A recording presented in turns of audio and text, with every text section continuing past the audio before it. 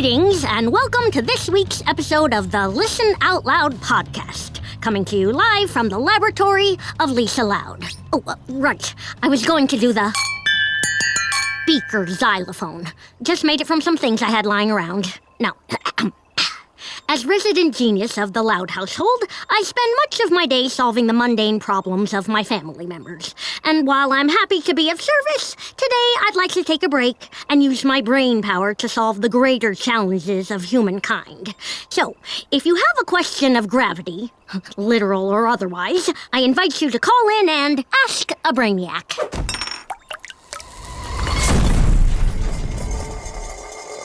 Oops, left the potassium sulfate too close to the hydrogen peroxide. That's going to leave a mark.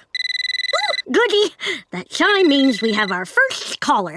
Hello, Governor. I've got a problem I could jolly well use your help with. Ah, a caller from across the pond. Though I can't quite place where in England your accent is from. Well, just south of, Shire Township. What can I assist you with today, sir? A tricky question of international diplomacy, perhaps? Actually, it's a bit more of a financial challenge. You see, a cook has $40, pounds, to spend on groceries. If he needs to buy 3 tins of tomatoes, 2 boxes of noodles, and 1 bag of shredded cheese, will he still have enough money left over for a box of ice cream sandwiches? Well, that's no challenge. It's just basic addition and subtraction, but very well, I shall solve it. Let's see, factoring in rising wheat prices, the dairy shortage, and, voila! The chef should have 4 pounds left over, enough for 1 box of ice cream sandwiches, but only the generic kind. Woohoo! I'm getting the ice cream sandos! You can start ringing me up, my good man. Wait a minute, is that you, Father? Are you calling from the grocery store? No, Governor, I'm in town. I told you guys I'm trying to solve the rest of the world's problems right now.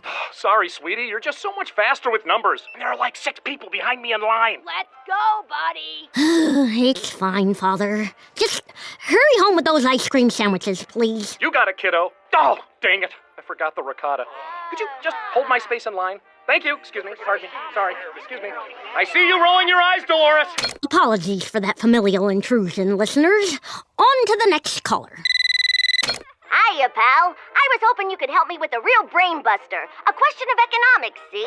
Ooh, something concerning the global markets? Yeah, something like that. Say a party host pays a clown 20 cents per balloon animal. How many critters would said clown have to make to cover the $12 she spent on a rubber nose rental? Well, that's no brain buster. It's simple division. The clown would have to blow up 60 balloons to break even. 60? Well, that takes the air out of my plan. Get it? Luann, I should have recognized the voice of your hack ventriloquist dummy. You're working a birthday party, aren't you? Yep, but forget about blowing up balloons. I'll stick to finding quarters behind kids' ears. Way more profitable. Bye! A polite reminder to my listeners, please refrain from calling in if your initials are L loud. Thank you. My next query. Caller, you're on the air. Well, hi there, Miss Smarty Pants. I've got a real pickle of a puzzle that's got me downright confounded. Ooh, this sounds serious. Please proceed. Suppose an author has 4 days to write 200 pages. If she averages 11 pages per hour, plus 1 chai latte for motivation, how long will it take her to finish her book? And how much will she have to spend in coffee shop gift cards? What size latte are we talking here? Oh, extra large, honey. She's not messing around. Well, in that case, it'll take roughly 18 hours and $73 in gift cards. Yikes, I better get cracking. I mean... Mother, is that you? Now, why would you ever say that? Chai for Rita? I've got an extra large chai latte for Rita Loud. Dang it. Mother, I just expressly forbade our family from calling into my podcast. I'm sorry, honey. I just have this crazy deadline, and, well, technically, you didn't say anything about callers with the initials R loud. Touché. Gotta get writing, sweetie. Have fun with the rest of your podcast. To all louds who may be listening, L, R, or otherwise, please cease and desist. Another caller.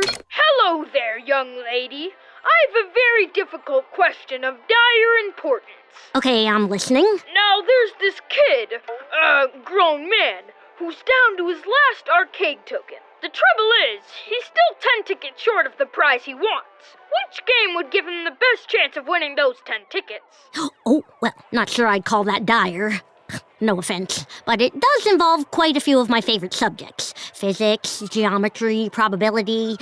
Let me just grab my chalk. Oops. Thought I moved that potassium sulfate. Okay, I'll need a few specifics for my calculations. What is the height of the gamer in question? 4'8". I'm sure I'm about to hit a growth spurt. Okay. Arm length? Normal? Button mashing stamina? I would say above average. Aha! The best bet is skee-ball.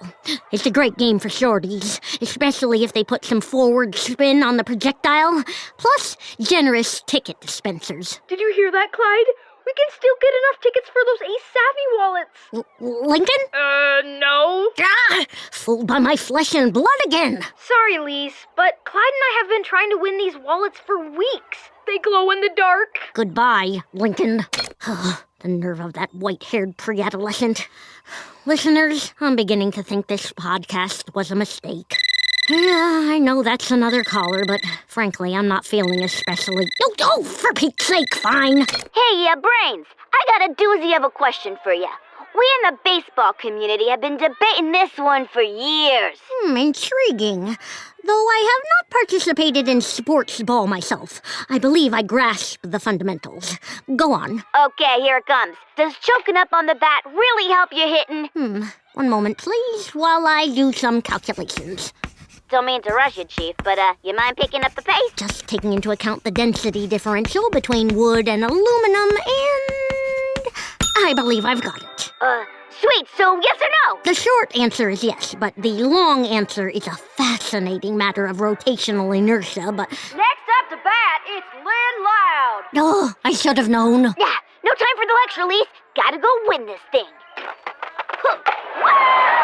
Well, judging by the decibel levels, we can safely assume she hit a homer. I, on the other hand, have struck out completely, so to speak. This podcast was an utter failure. All I wanted was a chance to use my brain to help the 99.999999% of humankind that does not reside in my household. But no, I suppose I'll just play myself out on the beaker xylophone. Wait, what? Who's there? It's us. Can't talk now! Splitting atoms! We came to apologize, Lisa. Please hear us out. Well, don't just stand there in the doorway. You're letting all the pressurized air out. We're sorry for ruining your podcast, honey. Yeah, I felt so bad I came straight from the game.